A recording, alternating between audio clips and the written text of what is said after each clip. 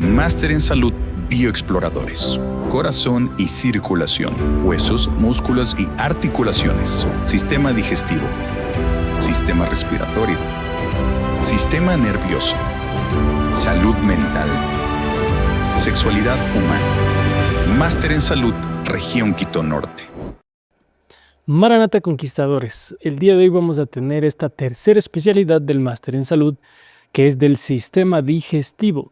Así que espero que pongas mucha atención para que puedas desarrollar el informe que va a estar fijado en el link de la descripción de este video, para que tú lo puedas compartir, lo puedas desarrollar en tu iglesia, con tu club, en tu distrito.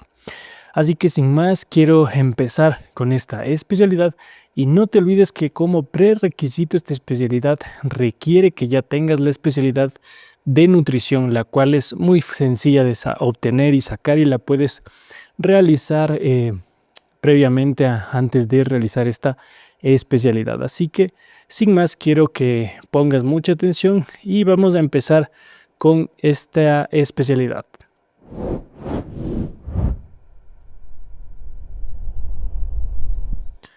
Así que bien, para empezar quiero hacer la pregunta del día de hoy. Es con relación obviamente al tubo digestivo y uno de los datos que más me llamó la atención cuando yo estaba aprendiendo acerca de este aparato tan interesante es acerca de la saliva. Es muy importantísima y vamos a ver más adelante cuáles son las funciones que cumple, pero quiero que tú me dejes en los comentarios cuánta saliva producimos al día. Si es que no lo sabes, deja lo que pienses que tenemos o producimos diariamente de saliva y si no, ya vas a ver al final tenemos la respuesta de esta pregunta. Así que bien, vamos a empezar con la especialidad del sistema digestivo. Como bien dije, es la número 3 de este máster en salud. Así que para comenzar quiero empezar con este versículo que se encuentra en Génesis 1:29, el cual dice lo siguiente: también les dijo, yo les doy la tierra, todas las plantas que producen semilla y todos los árboles que dan fruto con semilla, todo esto les servirá de alimento. Es muy importante seguir las recomendaciones de Dios, nuestro Creador, en cuanto a lo que sería nuestra alimentación. Y Él, cuando nos creó, nos diseñó para que también comamos las plantas, variedad, hay un montón de tipos de hortalizas, de vegetales, de frutas, de legumbres, que deben ser incluidas adecuadamente en cada una de nuestra dieta, así como Dios lo ordenó desde el principio. Y no solo comer lo mismo de siempre, papas, arroz, fritos, procesados, sino entre más natural, más como Dios nos diseñó, es mucho mejor para nuestro organismo. Ya vamos a ver más adelante por qué. Así que bien, vamos a empezar con las funciones del sistema digestivo, las cuales son las siguientes. Su principal función es de absorción. Básicamente todo el sistema digestivo, desde el principio hasta el final, es como un tubo que cumple una función de obviamente canalizar los alimentos que ingerimos, líquidos, todo, pero con la función de destruirlos a las partes más pequeñitas que se puedan para así absorberlas y que éstas funcionen como elementos clave para poder formar y construir otro tipo de proteínas, de hormonas, de tejidos que necesita nuestro cuerpo para funcionar de la manera adecuada. Así que el tubo digestivo es la principal función, es la absorción, para lo cual estas vísceras, que como les dije es un tubo hueco, va a tener también no solo las vísceras como tal, sino para poder realizar la digestión también tenemos glándulas anexas que van a vertir cierto tipo de secreciones que ayudan a la digestión. Y también esto compone como tal el tracto gastrointestinal.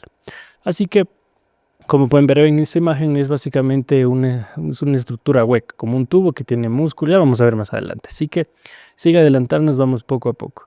Vamos a empezar con el trayecto, porque este tubo digestivo obviamente es muy importante, pero tiene un trayecto de entrada donde se van realizando diferentes procesos y ya vamos a ver cada uno de ellos.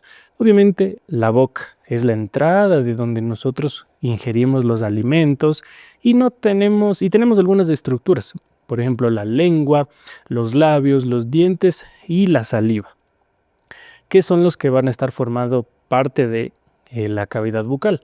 La saliva, mire, si tenían dudas o preguntas, se produce de entre 500 a 1500 mililitros al día, o sea, es aproximadamente 1 litro, más o menos, un poco más, un poco menos, de saliva al día, ¿ya? Que eso obviamente se produce en mayor cantidad en el momento en el que nosotros estamos ingiriendo alimentos, porque así se forma el bolo alimenticio junto con la comida masticada para que la podamos tragar más fácil. Aquí empieza una digestión mecánica en la boca, también un poco química que ya vamos a ver, pero principalmente, mire, la saliva sirve como tiene para la digestión, tiene proteínas o enzimas que se le conocen como amilasa y lipasa, que ya empieza una cierta degradación principalmente de azúcares en nuestra boca. Si ustedes se ponen una galleta en su boca, que es prácticamente azúcares, al poco tiempo van a ver que se encuentra bastante deshecha. Eso es porque su saliva tiene ciertas enzimas que ya destruyen estos enlaces de los azúcares y ayuda a la digestión. Así que la digestión de azúcares empiezan desde la boca. También tenemos otra proteína que se le conoce como lisozima. Esta proteína ayuda a matar ciertas bacterias que también pueden estar ingresando a nuestro organismo y que no forman parte de la flora natural de nuestro sistema digestivo. Y por último también tiene mucina, que también es parte de, podríamos decir, es como moco, le da consistencia a la saliva y que permite que nuestra boca esté lubricada, no solo cuando comemos alimentos, sino por ejemplo cuando también estamos hablando necesitamos saliva y no tener la lengua y la boca completamente seca. Y como pueden ver ahí en la imagen, ustedes ven los diferentes tipos de glándulas que nosotros tenemos salivales. Tenemos la principal, la parótida, que es la que se ve afectada cuando tenemos paperas o la famosa parotiditis causada por un virus que se tiende a inflamar, ¿no? Y como son las principales, son las más grandes, se tiende a inflamar. Y también tenemos algunas que son sublinguales, también submaxilares y tienen también la glándula accesoria, como podemos ver ahí. Y son las principales de producir esta tan grande cantidad que, aunque no lo parezca, de más de 1 litro incluso a veces de saliva en el día.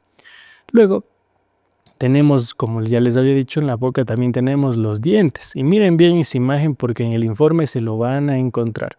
Inicia esto obviamente la digestión mecánica. Vemos que la saliva tiene algunas enzimas que empiezan la digestión química, pero los dientes principalmente cumplen una función de digestión mecánica, porque con los dientes vamos a triturar, vamos a rasgar ciertos alimentos, según lo que necesitemos, los vamos a moler con las muelas y estos van a destruir los alimentos a pedacitos más pequeñitos.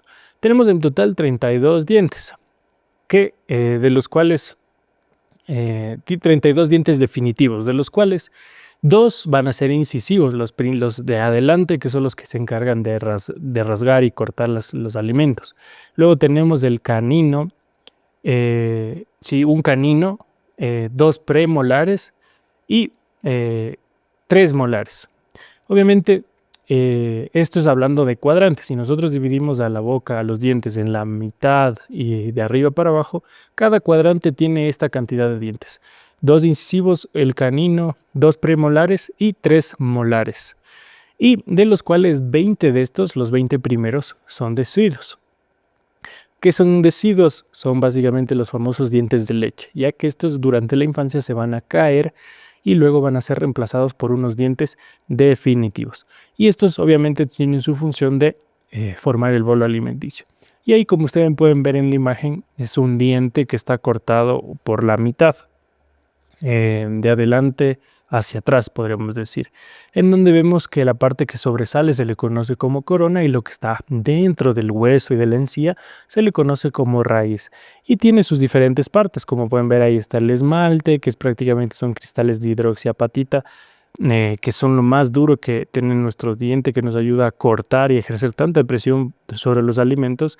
Debajo de eso está la dentina, la pulpa, como pueden ver ahí, el ligamento periodontal, el cemento, el nervio también está más abajo. y se ancla directamente en el hueso alveolar del maxilar, de los maxilares. Y básicamente eso es la estructura en general del diente, que es algo compleja. Es una estructura viva, el diente no está muerto, en su interior tiene células que siguen vivas y por eso hay que cuidar nuestros dientes, porque es un tejido vivo que no se puede reemplazar fácilmente. Así que perder un diente, una muela, es muy, muy trágico hoy en día. Y hay muchos tipos de alternativas terapéuticas para evitar que los dientes se los pierdan, ¿no? Es muy, muy importante conservar la mayor cantidad de piezas dentales hasta la adultez para poder nosotros alimentarnos de la manera adecuada y así no tener en nuestra vejez problemas de nutrición solo por el simple hecho de no poder masticar bien los alimentos. Bien, luego tenemos la lengua, que es básicamente un órgano muy, muy maravilloso, tiene muchos músculos, tiene papilas gustativas, cumple diferentes funciones para, por ejemplo, hablar, para también degustar, para poder mover y movilizar los alimentos. Y sin duda, en cuanto al tubo digestivo, cumple la función del gusto. Ustedes dirán, sí, claro, nos da los sabores, como ustedes ven en la imagen, tenemos en la parte más de la puntita la parte dulce, a su lado la parte salada, luego tenemos la parte ácida, atrás tenemos el amargo y en todo el medio tenemos el sabor umami. Es importante que lo sepan, pero hay algo que no siempre se dice y es que el gusto es mucho más importante a nivel de la digestión en el sentido del apetito. Porque si yo no tengo apetito, es difícil que yo coma. Hay muchas personas que llegan a la vejez y pierden el gusto y de igual manera por ese motivo dejan de comer adecuadamente y comienzan a perder, tener a desnutrición, a perder kilos, a perder hierro, solo por el hecho de no degustar de la comida. Así que el órgano del gusto, que es la lengua, junto con el olfato, son uno de los órganos más importantes para que nosotros a nivel cerebral procesemos el hambre y tengamos ganas de comer los alimentos tan ricos que podemos preparar. Así que, bien, de esto ya hemos pasado de la boca y vamos hacia la primera parte, que es como un tubo, que es el esófago. Hay una parte que ya vamos a ver más adelante en la siguiente especialidad del sistema respiratorio que conecta la boca y el esófago, que se llama la faringe, que es un conducto que básicamente conecta no solo el sistema digestivo, sino también es como un cruce, porque también conecta el sistema respiratorio, pero vamos a ver en la siguiente especialidad. Y netamente después de esto sigue el esófago, que tenemos en la imagen. Es un tubo de entre 25 y 30 centímetros que baja hacia el estómago y lleva los alimentos de una manera muy rápida. Tiene unas contracciones peristálticas, se le conocen cuando van en una dirección, se contrae como un anillito y va empujando todo, así como cuando ustedes comen esos bolos de hielo y ustedes quieren sacar el líquido que está en el fondo, le tienen que aplastar la fundita y suben con los dedos hasta arriba y así sale el contenido. Lo mismo pasa pero al revés, el esófago aplasta con su capa muscular y va bajando todos los alimentos hasta el estómago. Es tan potente y fuerte que es capaz de que nosotros podamos tomar agua boca abajo y llegue así el agua hasta el estómago. Así que esa es la función del esófago y obviamente también impedir, ya con sus esfínteres, que tanto superiores como inferiores, que la comida se regrese del estómago, ya que el estómago va a empezar a ejercer fuerza y presión para digerir los alimentos y gracias a los esfínteres, tanto del estómago, tanto del esófago, el esfínter inferior, va a lograr que eso se mantenga cerrado y no se regrese la comida y así no estemos vomitando siempre después de que comamos algo. Luego, obviamente, ya llega la comida hacia el estómago, donde se termina la digestión mecánica y empieza la gran parte de la digestión química. La mecánica, obviamente, el estómago, como pueden ver en la imagen, tiene una forma casi como de una bota, como de una jota, y tiene varias capas musculares. Tiene 3 capas musculares que se contraen para ir obviamente moliendo los alimentos y se combina junto con las secreciones que, como pueden ver también en la otra imagen que tenemos ahí en la izquierda. Esas son básicamente las células que se forman, una especie de ondulaciones, vellosidades que aumentan la superficie de contacto del estómago y que también producen en su interior estas diferentes componentes que ayudan a la digestión química, principalmente el ácido clorhídrico, que es un ácido muy potente que va a destruir la mayor parte de los alimentos, incluso es capaz de corroer el metal. Entonces es bastante potente este ácido clorhídrico que nos ayuda con la digestión de los alimentos. Y también secreta estas glándulas moco, ya que el ácido es tan potente que podría dañar a nuestras propias células, pero estas se encargan de recubrir el estómago por su parte interior con una capa de bicarbonato, que es básicamente una base, le hace, digamos así, equilibra el pH contra el ácido para evitar así que nos dañemos a nuestras propias células. Este efecto se puede ver desequilibrado cuando, por ejemplo, consumimos muchos medicamentos, principalmente AINES, como el ibuprofeno, el diclofenaco. Con el estómago vacío, esto hace que no se produzca este moco necesario para proteger del ácido que produce el estómago y termina lesionando y produciendo la famosa gastritis, úlceras, incluso puede llegar a complicaciones bastante graves del sistema digestivo. Por eso es muy importante comer a las mismas horas, no tomar medicamentos, principalmente AINES, con el estómago vacío y no a cada rato, sino solo con indicaciones médicas. Como podemos ver aquí en esta diapositiva, cuando ya llega el alimento al estómago, se forma el quimo, la combinación del bolo alimenticio, que es la saliva más de los alimentos masticados, más los jugos gástricos, se forma el quimo. Y básicamente aquí se finaliza la digestión mecánica y cuando ya está lista este quimo, que ya es un poco más de consistencia más líquida, va y pasa hacia la siguiente parte del intestino delgado que vamos a ver a continuación. Así que la primera parte de este intestino delgado es el duodeno que ustedes pueden ver en esta imagen. Es una forma de una C que tiene diferentes porciones, pero se lo diferencia del intestino delgado porque cumple una función muy importante, ya que en el duodeno se finaliza la digestión química, ya que aquí se vierte en su segunda porción, en la porción descendente, se vierte todos los jugos pancreáticos y los jugos biliares, la bilis, que principalmente contiene diferentes enzimas que nos ayudan a digerir las grasas y las proteínas, que son los últimos elementos que tenemos que terminar de destruir hacia lo más pequeñito que se pueda. Destruir las proteínas en los aminoácidos para que puedan ser absorbidos y de esa manera nosotros podamos construir con esos aminoácidos todas las proteínas que necesitamos para todo nuestro funcionamiento. Por eso es tan importante el duodeno y aquí se finaliza la digestión química. Luego viene obviamente también, como les dije, anexada a esta glándula que en realidad conocemos como vesícula, que tenemos ahí, no es una glándula, perdón, pero es un saquito que almacena la bilis, porque la bilis realmente es producida por el hígado. El hígado constantemente, todo el tiempo, tiene un flujo continuo de la producción de la bilis, pero esta obviamente no se vierte al tubo digestivo, al duodeno, todo el tiempo, sino se va almacenando en la vesícula, y esta se contrae en el momento de que nosotros ingerimos alimentos, principalmente cuando estos están cargados de grasas y proteínas.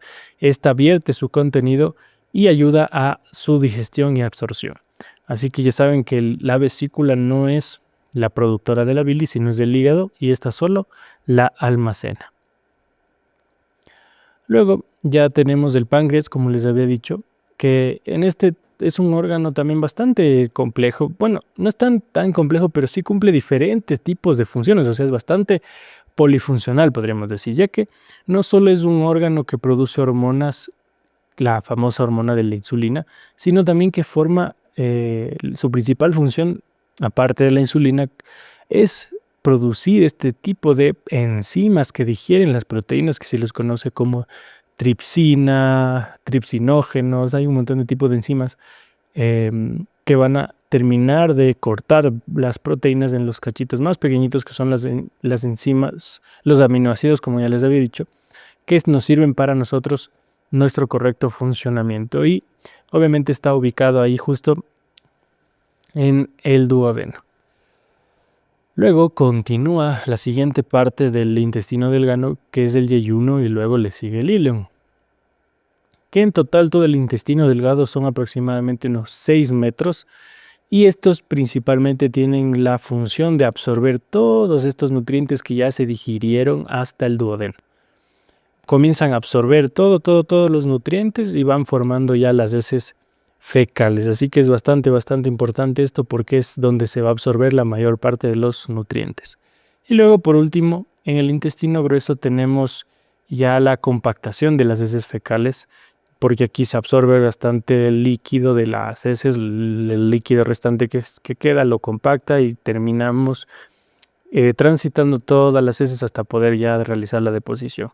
Y en este lugar también tenemos bastante una flora bacteriana en todo el tubo digestivo, ¿no? Pero aquí principalmente también termina de digerir ciertas cositas que faltaron, por ahí se pudieron quedar, como por ejemplo es la fibra de los alimentos. Las bacterias la terminan de destruir en esta parte, no toda, solo una pequeña parte, pero eso las alimenta a ellas, nos mantienen con una flora estable, buena para nuestro organismo.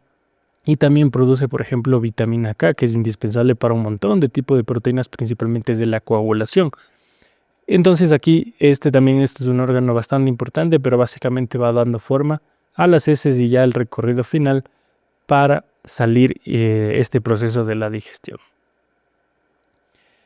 Así que bien, ya hemos visto en general la parte de las estructuras, de los elementos que componen este tubo digestivo y sus glándulas, pero a nivel microscópico, como vamos a ver aquí, es esta estructura muy importante. Yo les había dicho que en el estómago tenemos como vellosidades, que en realidad es en prácticamente todo el tubo digestivo. Tenemos este tipo de vellosidades, como ustedes pueden ver en esa imagen, forman ondulaciones, que esto lo único que hace es que pueda amplificar la superficie de contacto con los alimentos, para que así podamos absorber más nutrientes y también puedan secretar todos los ácidos, los jugos, las enzimas, las proteínas que necesitamos para la digestión. Que en total, si nosotros estas vellosidades las aplanáramos, como vemos ahí en la imagen, nos dice que tendríamos 300 metros cuadrados de superficie. O sea, es enorme la superficie del tubo digestivo, que básicamente 300 metros estaba viendo que es una pista de tenis, básicamente. Una cancha de tenis tiene 300 metros. Imagínense tener una cancha de tenis metido en todo nuestro tubo digestivo. Es enorme, ¿no? Y eso lo que hace es que permite que podamos absorber la mayor parte de los alimentos. Y obviamente estas vellosidades, como les había dicho, tienen sus glándulas que van a secretar todas estas enzimas, el moco. Y bueno, aquí teníamos un experimento que hicimos en el en vivo, que por el día de hoy no vamos a realizar. Pero miren, les dejo para que ustedes lo realicen en casa. Si ustedes tienen papel, por ejemplo, de cocina, higiénico, van a ver que es rugoso, no es lisito. Y quiero que cojan un vaso de agua y cogen una hoja de papel bond, que es completamente lisa, y la van a meter en el vaso de agua, y quiero que saquen y vean cuál de esos dos trozos de papel, si el de papel de cocina o la hoja de papel bond, absorbieron más agua. ¿Cuál de las dos absorbió más agua? Quiero que lo hagan en su casa y les dejo de tarea. Obviamente, como spoiler, va a ser obviamente el papel de cocina el que absorbe más, porque igualmente tiene una superficie rugosa que permite mayor absorción, en este caso del agua que estamos poniendo en el experimento del vaso. Así que bien, vamos a terminar esta pequeña parte con 1 Corintios 10:23, que dice: todo me es lícito, pero no todo conviene. Todo me es lícito, pero no todo edifica. Este versículo lo escogí y lo puse aquí como recomendación para nuestra nutrición, ya que en el mundo tenemos a día de hoy todo tipo de alimentos, cuanto más ricos uno que otro. Dulce, salado, fritos, procesados, ahí venden alimentos de funda, elaboraciones incluso entre comillas vegetales, pero que son con azúcares añadidos, como frutas caramelizadas, postres, un montón de cosas que básicamente nos tienen mal acostumbrados a nuestro paladar y solo buscamos ese tipo de alimentos que son más perjudiciales. Entre más grasosos, con más azúcares, son mucho más sabrosos para nuestro gusto. Pero no significa que sean lo mejor para nuestra salud. Así que, por más que todo esto sea lícito y permitido para cada uno de nosotros, no es lo mejor para nuestra salud y nuestro organismo.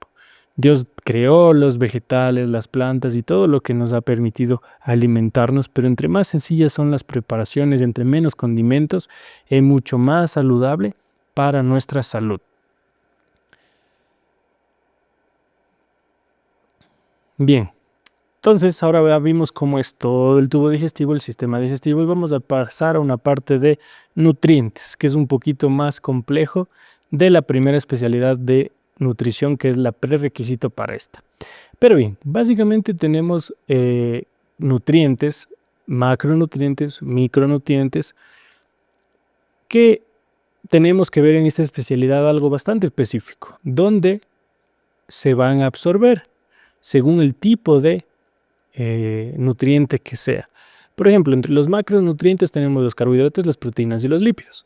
Los carbohidratos se van a empezar a digerir desde la boca, como ya habíamos visto, pero se van a terminar absorbiendo en el duodeno y en el yeyuno. Como ya les dije, la mayor parte es en el intestino delgado. Las proteínas se digieren principalmente en el estómago una parte y terminan de la digestión final, se realiza en el duodeno y ahí también se empieza su absorción y tanto se continúa en su mayor parte es en el yeyuno.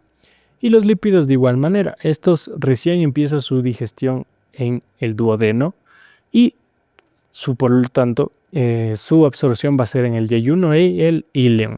Y en cambio a los micronutrientes tenemos a las vitaminas y minerales que se van a absorber en el intestino delgado principalmente, y el agua se absorbe en todo el tubo digestivo, en el yeyuno, en el íleon y también en el colon. Así que tienen que saber eso de dónde se absorbe cada nutriente. Luego, miren, nos pedía que hablemos acerca de los tipos de azúcares, que son básicamente carbohidratos. Los azúcares son carbohidratos, pero tenemos diferentes tipos de azúcares por su composición molecular. Tenemos desde más simples, en donde básicamente tenemos una molécula por su estructura de un azúcar, y entre más se van juntando estas moléculas, se van volviendo más complejas, perdiendo perdiendo el sabor a dulce. Entre más simples son, más dulces son y más fáciles de digerir son, y entre más complejos son, obviamente van a demorarse más en digerirse y no son dulces, pero no dejan de ser carbohidratos, y esto es importantísimo porque hay muchos alimentos que tienen carbohidratos más complejos que no saben dulces y pensamos que no tienen azúcares, pero tienen a veces mucha más cantidad de azúcares que las propias, por ejemplo, frutas, que son dulces. Entonces, aquí tenemos, por ejemplo, el ejemplo de un monosacárido, que es de una sola molécula, la famosa glucosa. Luego, si se junta esta con otra, tenemos, por ejemplo, los disacáridos, que son dos moléculas, que en este caso tenemos la lactosa. Y cuando estas se juntan en muchas cadenas, se les conoce como almidones. Y eso es lo que quiero hacer una pequeña demostración. Vamos a hacer ahorita un pequeño experimento acerca de los almidones.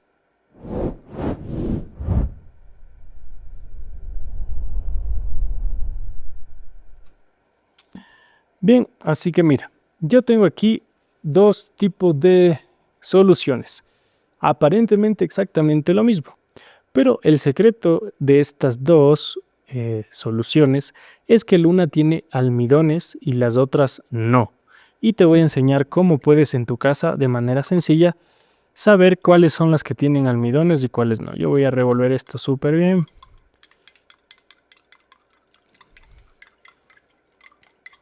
Y por acá tengo otra más, la otra. Vamos a revolver para que esté bien. Entonces, miren, yo tengo aquí yodo. El típico yodo que tenemos en casa es el que nos va a servir para este experimento. Y lo que voy a realizar es que voy a poner un poco de yodo en esta solución y vamos a ver qué es lo que pasa. Cuando el yodo entra en contacto con los almidones, toma una coloración negra por una reacción química que sucede. Y cuando esto obviamente si no tiene almidón, no va a tomar una coloración negra. Entonces vamos a ver lo siguiente. Voy a poner unas pequeñas gotas y vamos a revolver. Como ustedes vieron, no pasó nada. Voy a poner un poquito más. Y con el tiempo es más, esto se va a volver completamente blanco. Pero no pasó nada, no tomó ningún tipo de coloración. Ahora, veamos qué es lo que pasa con esta de acá. Es aparentemente lo mismo, ¿no? Pero yo le voy a poner un poco de yodo.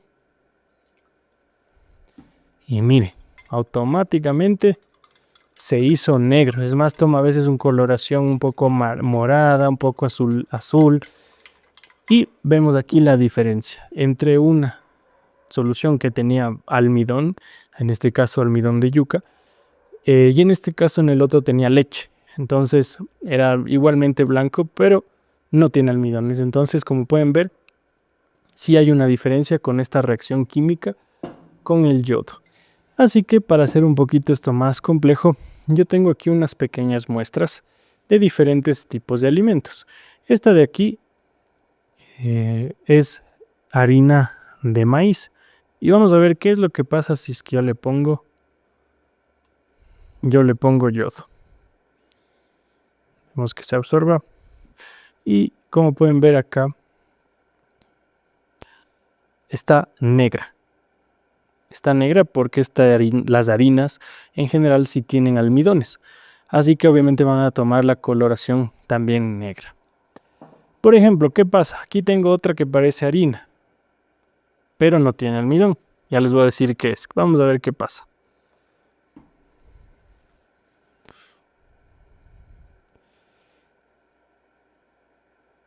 Bueno, se hizo ahí un poquito las bolitas, pero no cambió de color. Se quedó con el mismo color del yodo. Esto no es harina, sino esto es sal. Y obviamente la sal es un elemento químico y no tiene almidones. Así que no va a tener esa coloración negra, no va a ser la reacción. Acá tengo otro alimento que es avena. Espero que se vea bien. Y rápidamente, como pueden ver, también se volvió negro.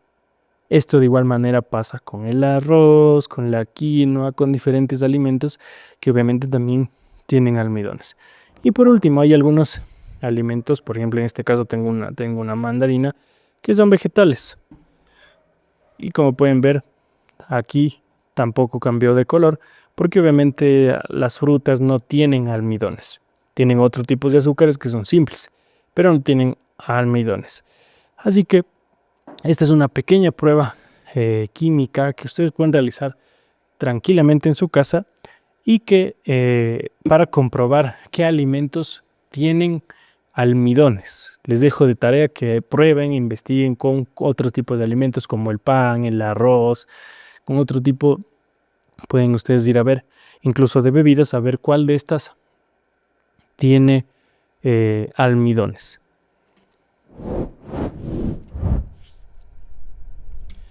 Así que bien, vamos a continuar con nuestra clase después de este pequeño experimento que acabamos de tener y vamos a seguir con la fibra. ¿Qué pasa con la fibra? ¿Qué es la fibra? La famosa fibra. La fibra es otro tipo de azúcares, ya que esta también, al igual que los almidones, forma una estructura compleja.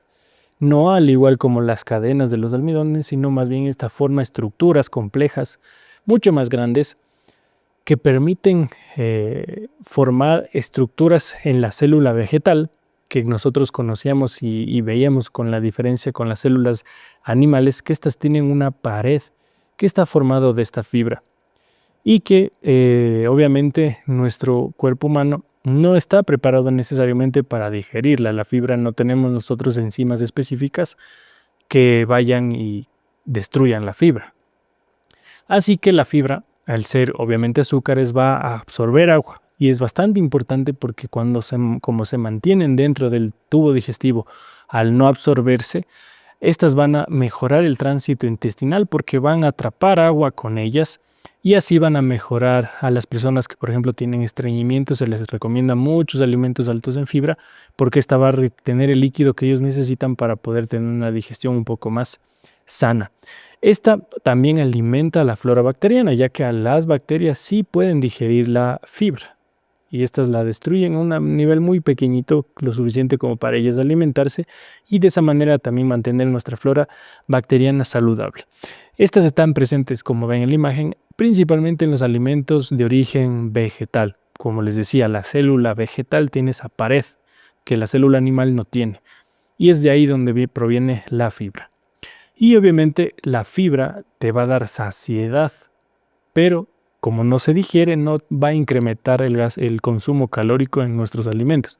Así que es muy buena para bajar de peso, ya que te va a dar saciedad y no necesariamente calorías al momento de consumir. Y luego tenemos por último, para ir terminando, los aminoácidos. Los aminoácidos se dividen en dos, que son esenciales y no esenciales. Son 20 tipos de aminoácidos que conforman, son como legos. Yo siempre puse esta analogía. Los aminoácidos son como legos de diferentes características, que son 20 tipos de legos. Y entre estas puedes elegir la diferente tipo de combinación, al igual que en los legos, para construir autos, casas, construir un montón de tipos de figuras. Las proteínas funcionan de igual manera. Se juntan en diferentes combinaciones pequeñas, grandes, con diferentes estructuras, tanto simples como cadenas. Luego hacen estructuras complejas como hélices, como un montón de tipos de formas, gracias a la combinación única y distintiva de cada proteína de estos aminoácidos. Pero tenemos una pequeña situación. Hay esenciales y no esenciales. ¿Qué tiene de diferente los esenciales? Los esenciales, por su nombre, significan que nosotros como seres humanos no las podemos fabricar. Estos aminoácidos no los podemos fabricar, por lo cual nosotros vamos a tener que consumirlas y obtenerlos dentro de nuestra dieta normal, para así poder suplir estas necesidades de estos aminoácidos.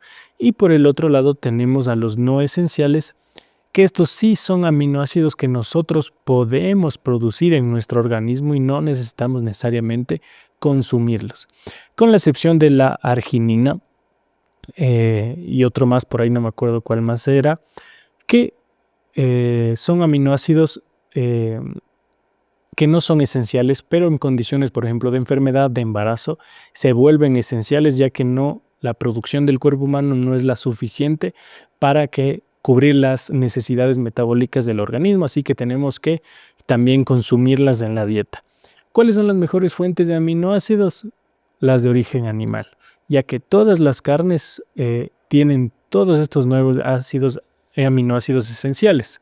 Sin embargo, por otro lado, las proteínas de origen vegetal no son completas, o sea, no tienen todos los aminoácidos esenciales, pero sí tienen ciertos tipos. Así que para poder suplir en una dieta vegetariana o vegana, hay que hacer una combinación estratégica de diferentes tipos de leguminosas, de legumbres, de diferentes tipos de vegetales, para poder obtener las diferentes 9 tipos de aminoácidos. Y bien, para terminar tengo este versículo de Proverbios 27:7 que dice lo siguiente: el hombre saciado desprecia el panal de miel, pero el hombre, todo lo amargo, es dulce. Miren, otra recomendación nutricional que está en la Biblia. Cuando ustedes tengan hambre, no coman lo primero que tengan a mano.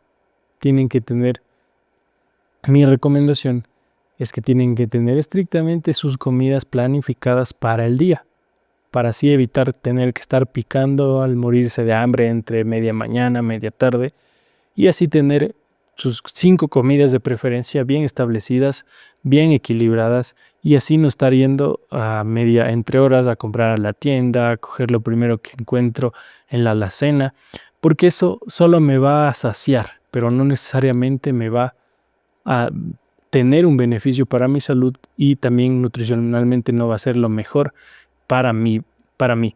Así que obviamente el hombre hambriento come lo que sea, mientras que el hombre saciado va a ser selectivo con los alimentos más saludables para su alimentación.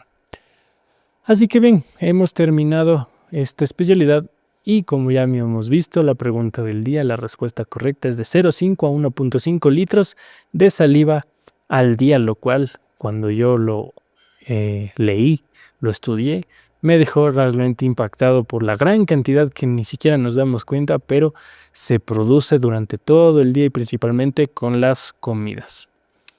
Bien, ahora sí terminamos esta especialidad y nos vamos a ver en la próxima, que es la del sistema respiratorio.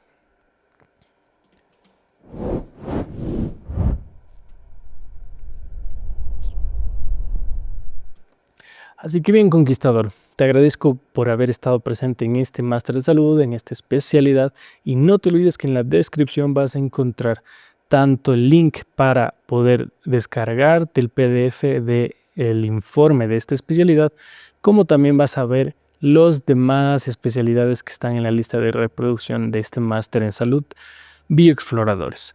Te invito a que lo llenes, te suscribas, le des like para que puedas también ver las siguientes especialidades que culminan estas 7 del máster en salud y lo puedas culminar también en tu casa. Así que sin más, yo me despido. Esto ha sido todo. Soy el doctor Obed Briceño y nos vemos en la próxima especialidad.